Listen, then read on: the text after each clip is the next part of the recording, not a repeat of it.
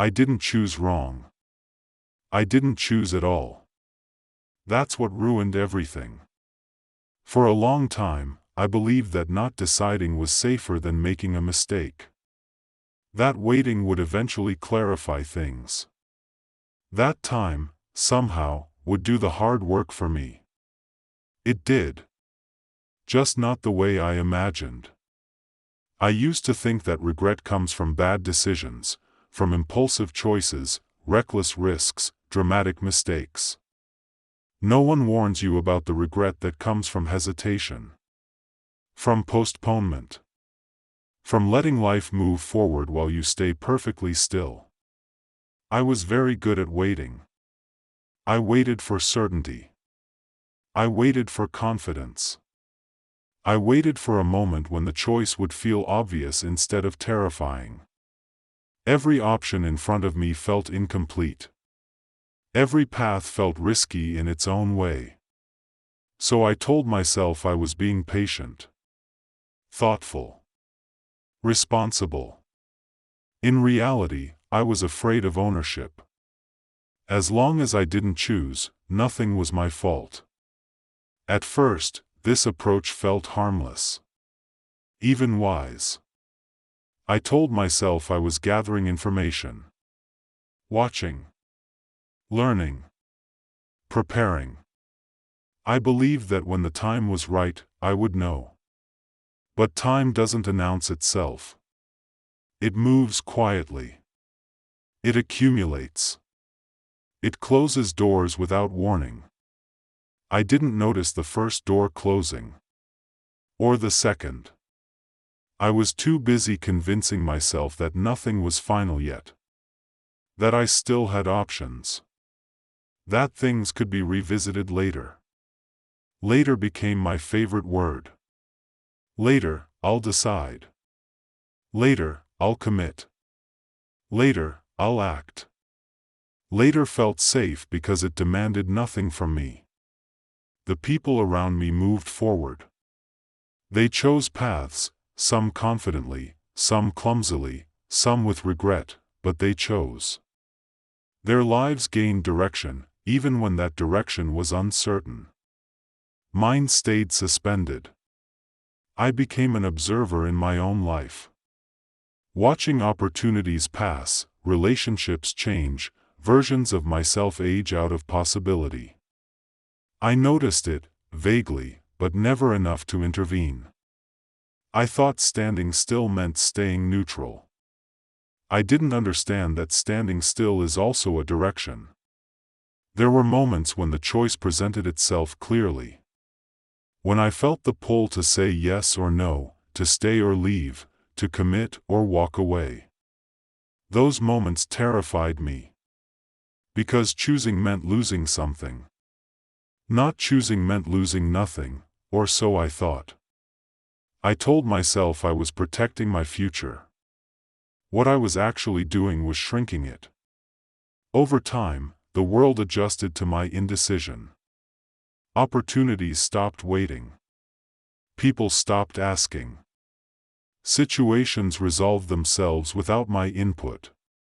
Life doesn't pause for contemplation.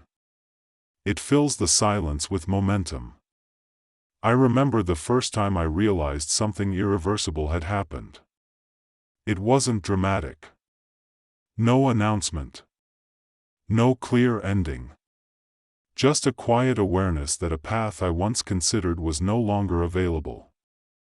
Not because I had rejected it, but because I hadn't answered.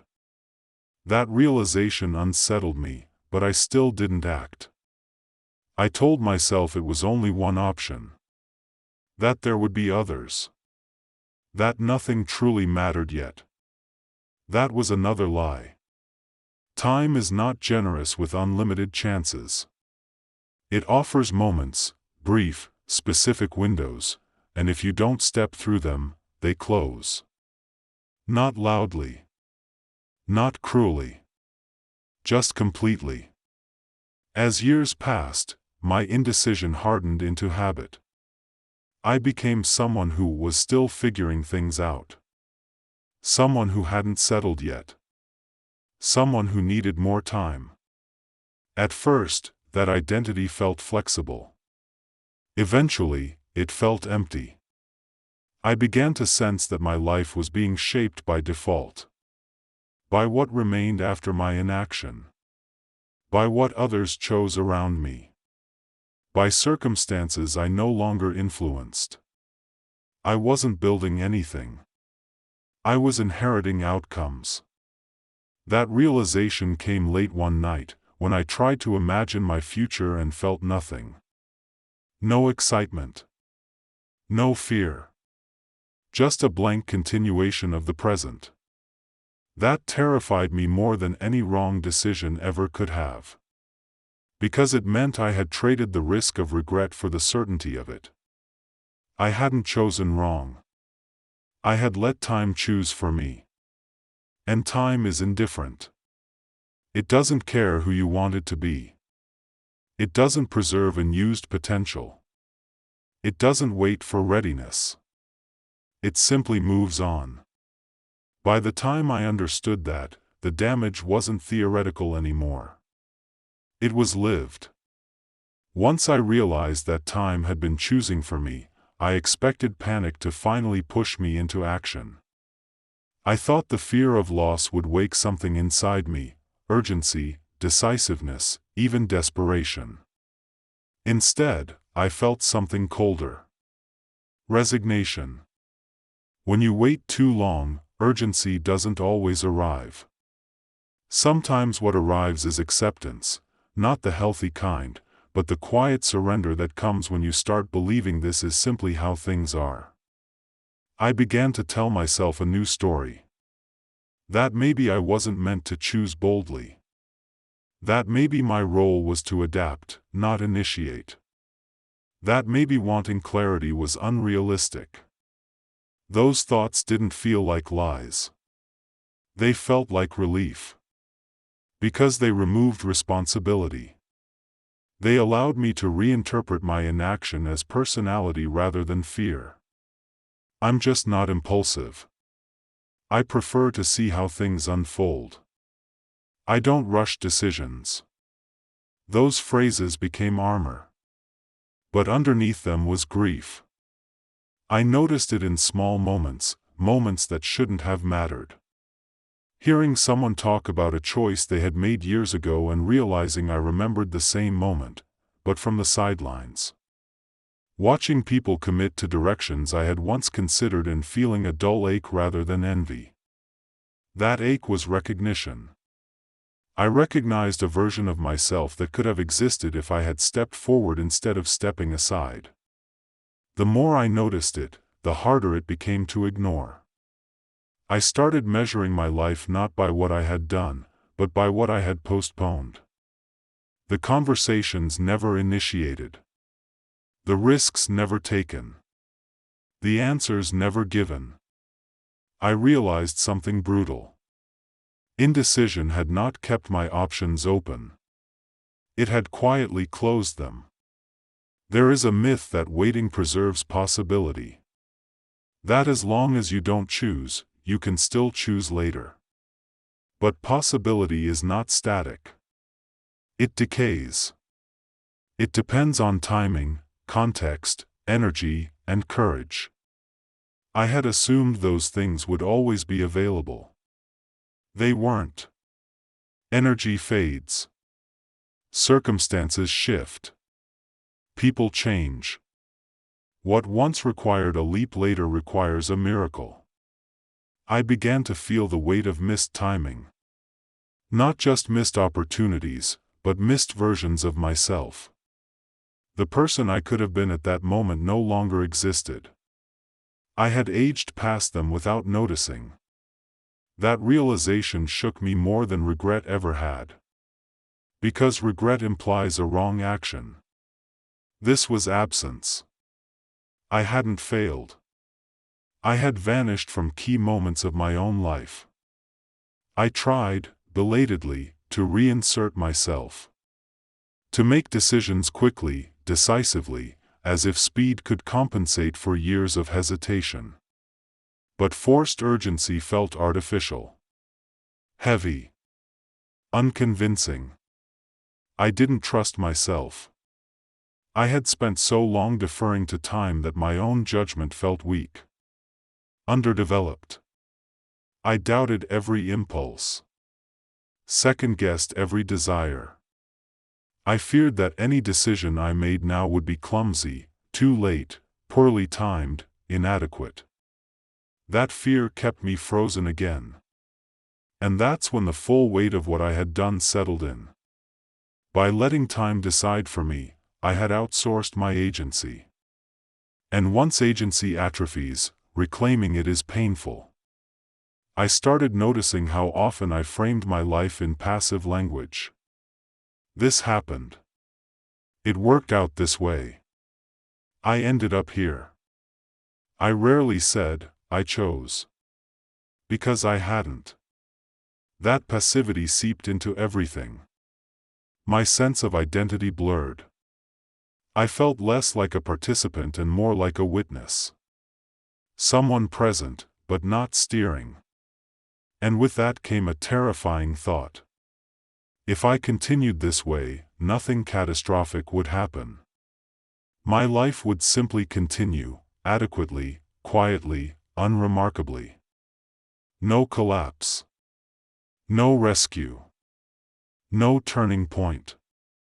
Just a slow, permanent settling into something I never actively wanted.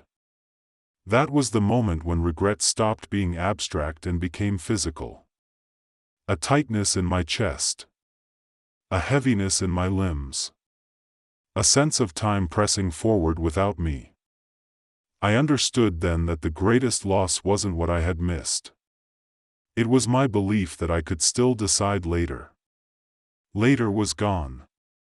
All that remained was now, diminished, constrained, shaped by years of waiting. And the question that haunted me wasn't whether I had ruined everything.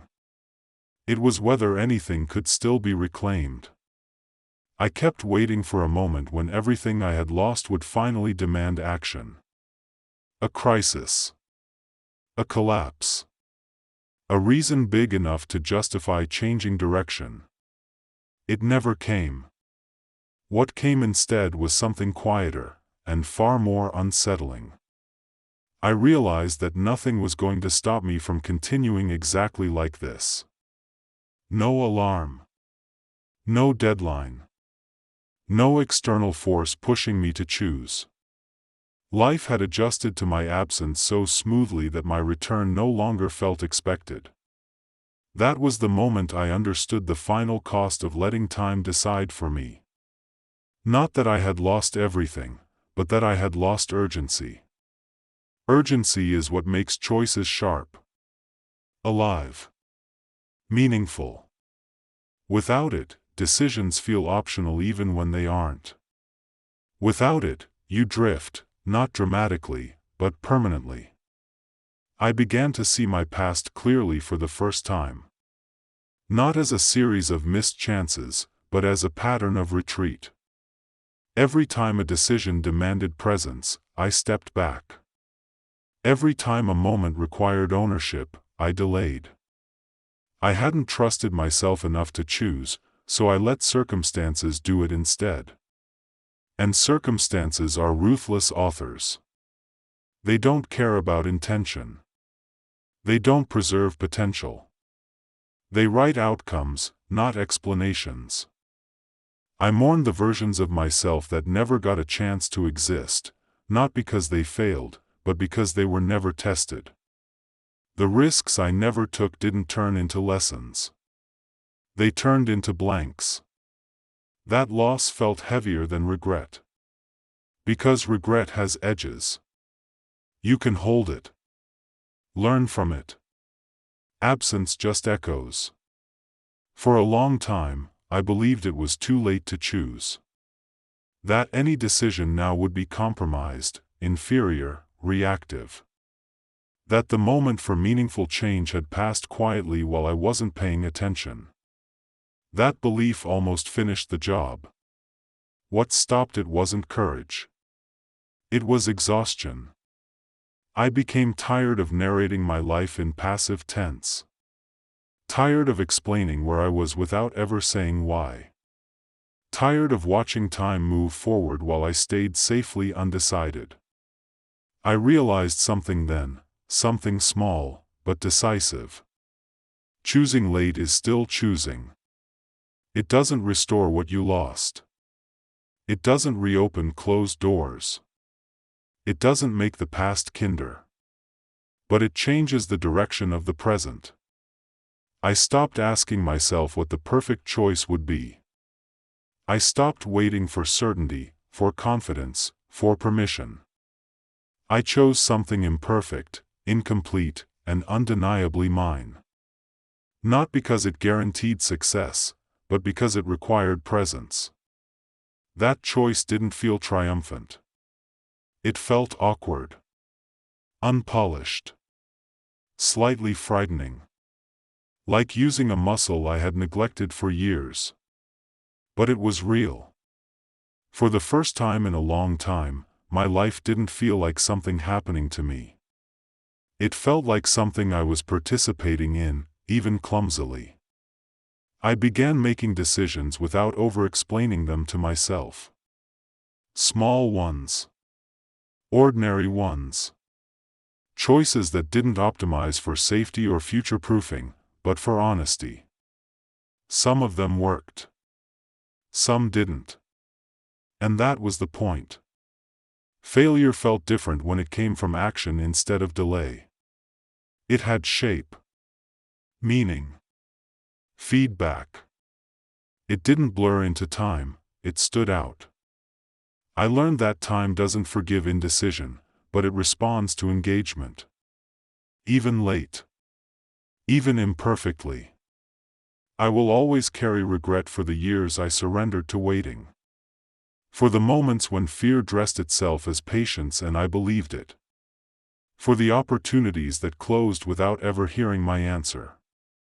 That regret doesn't fade. But it no longer controls me. If you're listening to this and you feel suspended, waiting for clarity, for readiness, for a sign, I want you to understand something I learned the hard way: time is not neutral. Waiting is a choice. And not choosing is still deciding. You don't get infinite windows. You get moments. And moments don't announce when they're about to become memories. I let time decide for me, and it ruined everything I didn't protect. But it didn't ruin everything.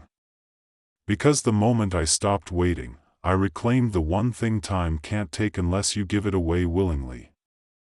My agency.